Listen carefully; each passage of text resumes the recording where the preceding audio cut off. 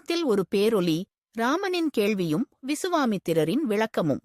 வணக்கம் நண்பர்களே. கடந்த பாடல்ல ராமபிரான் தன் மேல ஒரு கருணை மழை பொழிய, தேவர்களோட படைக்கலங்கள் எல்லாம் இலக்குவனைப் போல தங்களுக்கு பணி செய்யணும்னு கேட்டுக்கிச்சுங்கன்னு பார்த்தோம். வீரனே, நாங்க உன்னை விட்டு பிரிய மாட்டோம், நீ ஏவிய காரியத்தை செஞ்சு இலக்குவனைப் போல பணி புரிவோம்னு அந்த படைக்கல தேவதைகள் சொன்னதும் ராமபிரானும் சரின்னு ஏத்துக்கிட்டார். இப்ப அந்த அற்புதமான நிகழ்வு முடிஞ்சதுக்கு அப்புறம் என்ன நடக்குதுன்னு கம்பர் தன்னோட வார்த்தைகளால விவரிக்கிறார். வாங்க கேட்கலாம். இணையென நிகழ்ந்த பின்னர் காவதம் 2 சென்றார். அனையவர் கேட்க, ஆண்டு ஓர் அரவம் வந்து அணுகித் தோன்ற, முனைவ ஈது யாவது என்று முன்னவன் வினவ, பின்னர் வினை அறநூற்று நின்ற மேலவன் விளம்பலுற்றான். அடடா, எவ்வளவு சுவாரஸ்யமா கதை நகருது பாருங்க.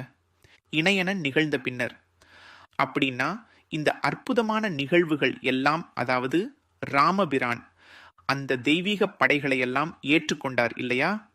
அதெல்லாம் நடந்து முடிஞ்சதுக்கு அப்புறம் காவதம் 2 சென்றார். காவதம் அப்படின்னா என்ன? ஒரு காவதம்னா ஒரு 10 நாழிகை தூரம், சுமார் 2.5 மைல்னு சொல்லுவாங்க. அப்போ ராமனும் இலக்குவனும் கூடவே அந்த விஸ்வாமித்திர மகரிஷியும் ஒரு 2 காவதம் அப்படின்னா சுமார் 5 மைல் தூரம் போயிருக்காங்க. நடக்கிறாங்க, நிதானமா போய்கிட்டு இருக்காங்க. அனைவர் கேட்க, ஆண்டு ஓர் அரவம் வந்து அணுகி தோன்ற. அப்படியே அமைதியா நடந்து போய்கிட்டு இருப்பாங்க போல. திடீர்னு அந்த மூவரும் நல்லா கேட்குற மாதிரி எங்கிருந்தோ ஒரு பேரொலி. அரவம்னா இங்க சத்தம், ஒரு பெரிய ஓசை.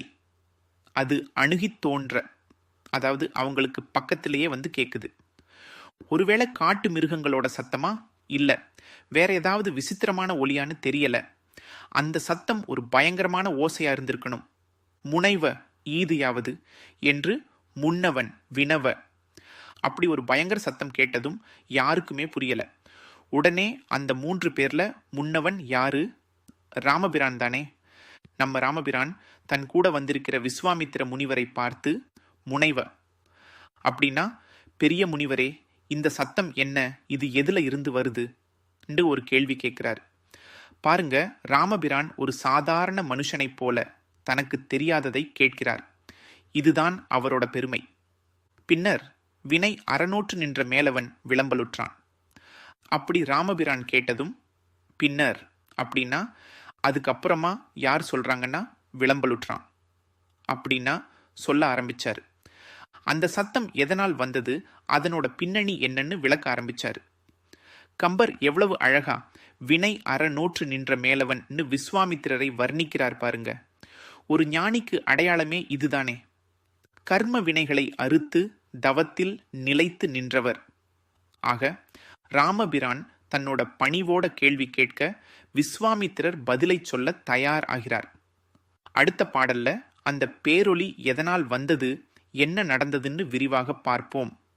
அது ஒரு அற்புதமான நதிக்கரையோர சங்கமத்தை பற்றியதா இருக்கும். இணைந்திருங்கள்.